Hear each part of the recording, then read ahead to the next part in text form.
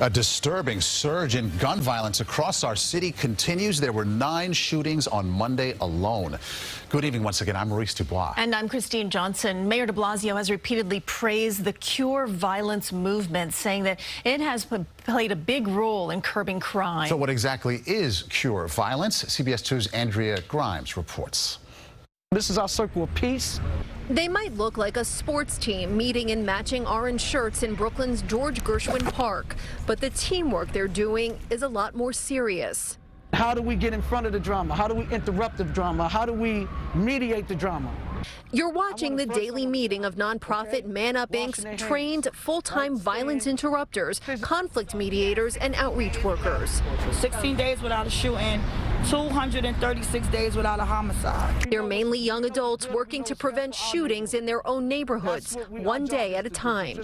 Andre T. Mitchell is the group's CEO. They go back into the neighborhood.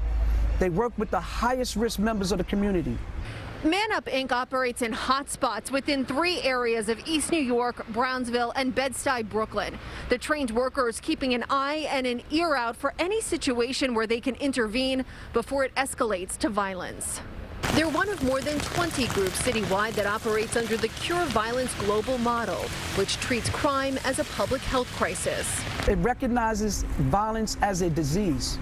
We see it differently than the rest of the world. They offer help to those at risk, including education and job services. A 2017 John Jay College study found it works, that gun violence drops significantly in neighborhoods where Cure Violence groups operate. Mayor de Blasio has repeatedly said the model is more important than ever. The latest NYPD numbers show a whopping 142% increase in shooting incidents last week compared to the same time last year, 63 versus 26.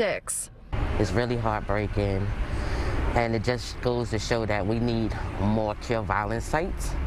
The mayor announced a few weeks ago the city was adding $10 million to its crisis management budget to expand Cure Violence to other problem areas. Workers say in this citywide shooting surge, it could be discouraging, but it could light a fire under you as well. The goal is to redouble their efforts to make their communities safer for everyone. In East New York, Brooklyn, Andrea Grymes, CBS 2 News.